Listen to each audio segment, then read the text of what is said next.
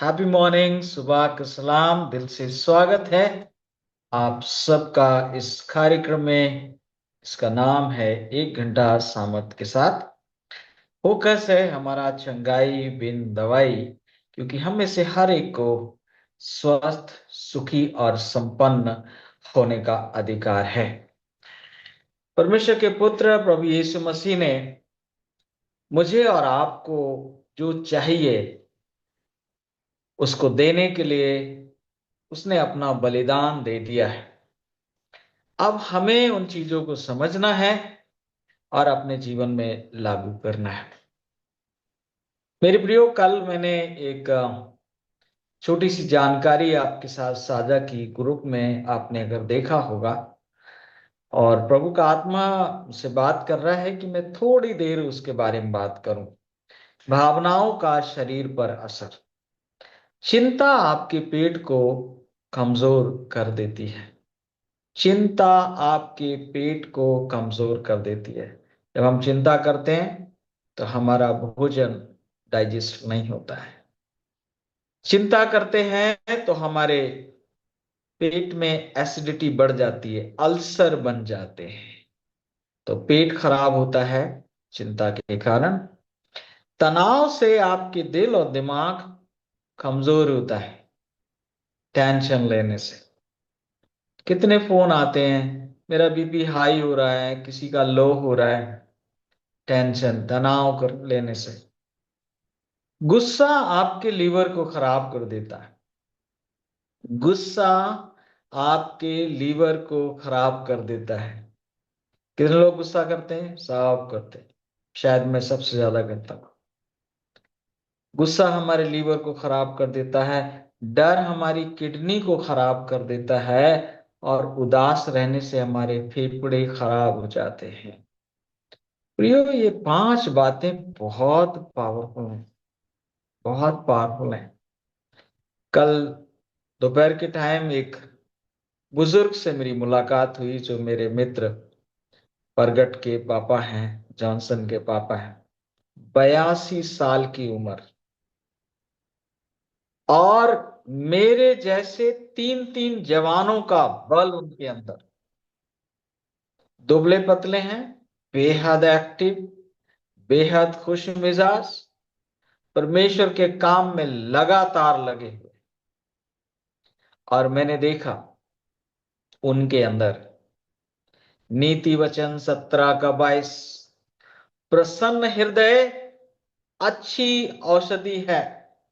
वो बहुत प्रसन्न रहते हैं, हर एक से खुल के मिलते हैं, किसी की निंदा नहीं करते, किसी की बुराई नहीं करते। किसी के बारे में भी बोलते हैं तो कुछ अच्छा ही बोलते हैं। What a wonderful man. 2 दिन मेरी उनके साथ भेंट हुई। हालांकि मैं 2002 से उनको जानता हूं। जब भी वो रुड़की, जब भी मैं गया तो कहीं ना कहीं उनसे मुलाकात हुई। और मुझे एक बात प्रभु ने बताई, याद दिलाई कि प्रसन्न रहना बहुत जरूरी है। और आज थोड़ी देर में बात करूंगा, प्रसन्न आप कैसे रह सकते हैं। प्रसन्न रहने के लिए एक ही सूत्र है, जो मुझे अब तक मिला है। आगे कोई दूसरा मिला तो वो भी बता दूंगा। कि जब आपका मन घबराए तो अपनी सांसों पर फोकस करिए। पूरी सांस लीजिए, फिर पूरी सांस छोड़िए। कम से कम 5, 10 बार, 15 बार, जितनी बार कर सकते हैं। फिर आप गहरी सांस लेते रहिए, गहरी सांस छोड़ते रहिए। क्योंकि जीवित रहने के लिए, स्वस्थ रहने के लिए सबसे जरूरी यही एक चीज है।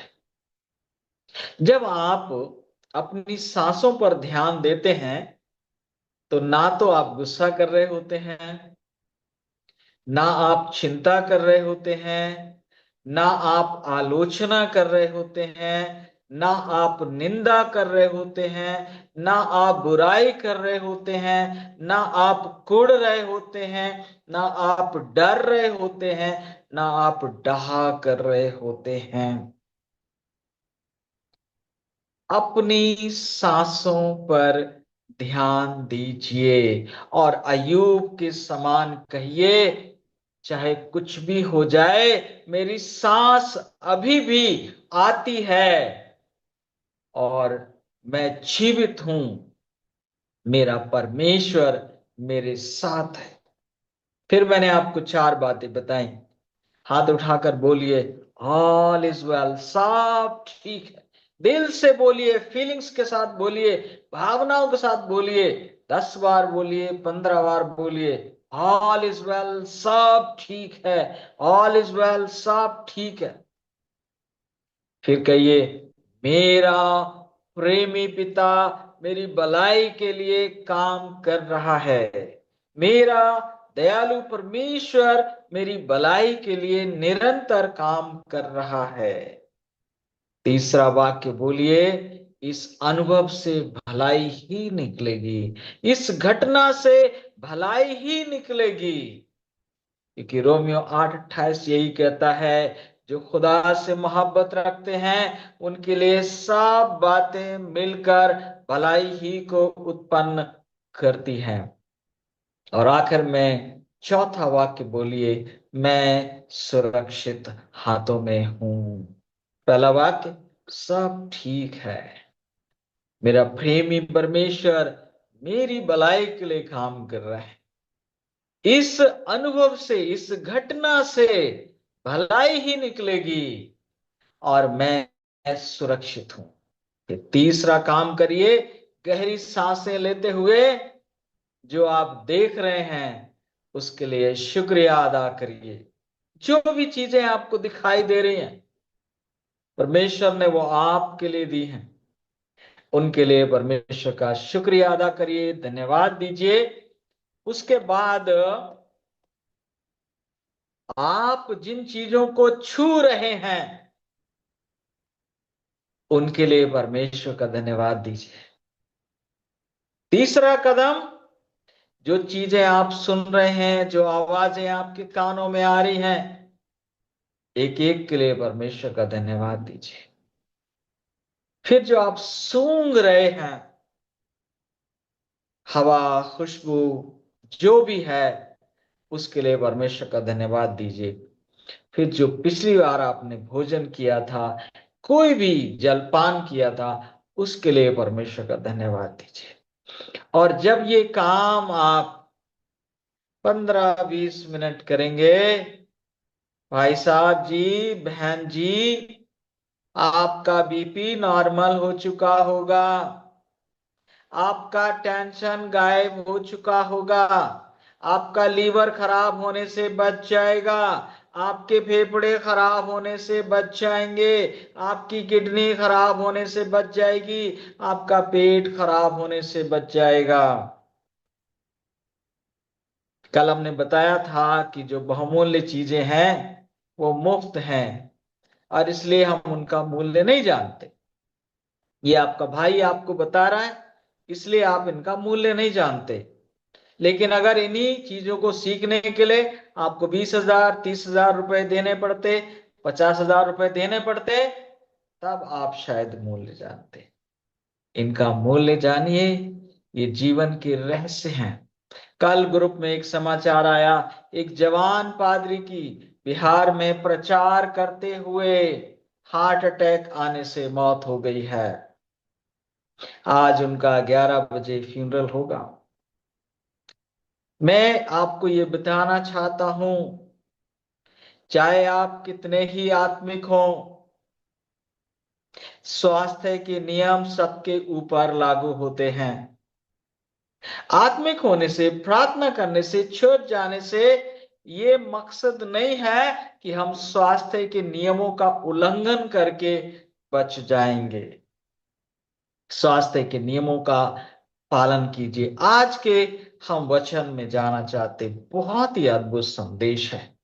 बहुत सी बातें हैं लेकिन कुछ एक बातों को लेंगे। हारून और उसके पुत्रों का अभिषेक होना है, ऑर्डिनेशन होना है। ऑर्डिनेशन के लिए क्या करने हैं? एक बछड़ा और दो मेमने तैयार करने हैं। मुख्य रूप से हारून और उसके पुत्रों को लेकर आना है और जल से स्नान करना है। काम आरंभ करने से पहले जल से स्नान करना है। और ये जो उनको शुद्धिकरण की विधि है वो 7 दिन तक चलनी है। हर दिन एक पाप बलि, एक होम बलि और एक मेल बलि चढ़ाई जानी है। जो बछड़ा है वो पाप बलि है। बछड़े के ऊपर हारून ने और उसके पुत्रों ने हाथ रखना है उसके सर पर। ये किसको दिखाता है? कि मैं ये विश्वास करता हूं कि मैं पापी हूं और ये बछड़ा मेरे पापों के लिए मर रहा है। तब उनके पाप ट्रांसफर हो जाते हैं बछड़े के ऊपर और बछड़े को बलि किया जाता है। और उसके अंदर से उसके गुर्दे और चर्बी को निकालकर उसका जो रक्त है वो आपने पढ़ लिया है वेदी पर किस तरह से क्या करना है। लेकिन मैं बात कर रहा हूं कि चर्बी और लहू और गुर्दे, इन तीनों के ऊपर जहां भी बलिदान हुआ है तो परमेश्वर ने कहा ये मेरे हैं, ये तुम्हारे खाने के लिए नहीं है। चर्बी को, लहू को, गुर्दों को खाने की परमेश्वर ने कहा ये तुम हैंडल नहीं कर सकते, ये तुम्हारे लिए बहुत भारी हो जाएगा। और बाकी जो उनके जो बछड़े के हाथ पैर चर्बी है, बाकी जो चमड़ा है वो बाहर ले जाके जला देना है। मेमने को बलिदान करना है, होम बलि का मेमना, उसके साथ भी ऐसे ही करना है। और होम बलि का मेमने में क्या करना है? उसकी अतड़ियां, उसके हाथ पैरों को धोकर पूरा का पूरा वेदी पर बलिदान करना। होम बलि का मतलब संपूर्ण को भस्म करना है। मेल बलि में थोड़ा अलग है। फिर उसके ऊपर भी हाथ रखेंगे और अपने पापों से पश्चाताप करेंगे। पाप मेमने के ऊपर जाएंगे, मेमना बलिदान होगा और उसके भी गुर्दे और चर्बी वेदी पर जलाई जाएगी। और बाकी जो मांस होता है उसका एक हिस्सा परमेश्वर की वेदी पर जाता है, एक हिस्सा मूसा को मिलता है, बाकी हारून याजक और उसके पुत्रों को मिलता है, जो पवित्र जगह में पकाकर खाया जा सकता है तीसरे महीने का। ये कार्यक्रम 7 दिन तक चलना है मेरे प्रियो। 7 दिन, हर दिन इसी क्रम को दोहराया जाना है। उसके बाद वेदी पवित्र हो जाती है और हारून और उनके पुत्र पवित्र हो जाते हैं। जो उनके वस्त्र उनको बनाए के दिए गए हैं वो पीढ़ी दर पीढ़ी चलते रहने हैं, क्योंकि उनको लगातार नहीं पहना जाता। उनको तभी पहना जाएगा जब वो याजकीय सेवकाई करने के लिए मंदिर में आते हैं। अब यहां पर हम दो तीन बातों को लेना चाहते हैं। पहला है जल से स्नान, दूसरा है पश्चाताप। इससे पहले कि एक याजक याजक बने, उसके अपने गुनाहों से नजात जरूरी है। अब ये पासवानों के लिए संदेश है। इससे पहले कि हम प्रभु की सेवकाई करें, हमारे अपने पापों से पश्चाताप करना हमारे लिए बेहद अनिवार्य है। अगर हमारे पाप खुद हमारे ऊपर बने हुए हैं तो हमारी सेवकाई में पावर नजर नहीं आएगी, हमारी सेवकाई में सामर्थ नजर नहीं आएगी। कल जब वो महिला, दो जवान बच्चे बाइबल स्टडी लेने आए और मैं उनको बता रहा था कि बाइबल कैसे पढ़नी है, बाइबल को कैसे हैंडल करना है, बेसिक उनकी स्टडी चल रही थी। और उस दौरान उस महिला के ऊपर दुष्ट आत्मा आ गया, और जो मेरे साथ पादी साहब बैठे तुरंत ही उठे, उन्होंने जाके उसके सर पे हाथ रखा, प्रार्थना की, और कुछ देर में ही दुष्ट आत्मा सॉरी बोलता हुआ, मैं जा रहा हूं, अब मैं कभी नहीं आऊंगा। शुरू में तो कह रहा था मैं तो नहीं जाऊंगा, मैं तो ये करूंगा वो करूंगा, और दुष्ट आत्मा निकल कर चला गया। क्यों? क्योंकि वो प्रभु का दास अपने पापों से हर दिन पश्चाताप करता है, और इसलिए दुष्ट आत्मा उसके ऊपर हावी नहीं हुआ। मुझे तो दुष्ट आत्मा निकालने का वरदान प्रभु ने दिया नहीं है, और इसलिए मैं हाथ नहीं डालता। लेकिन कहीं पर अगर नौबत आ जाती है, तो मैंने देखा है कि दुष्ट आत्माएं निकलती। मेरे प्रियो, स्नान बाहरी शुद्धता के लिए है, और पश्चाताप अंदरूनी शुद्धता के लिए है। Behold the Lamb of God। देखो परमेश्वर का मेमना जो जगत के पाप उठा ले जाता है, वो मेमना यीशु मसीह है, जिसको हर दिन हमें और आपको अंगीकार करना है।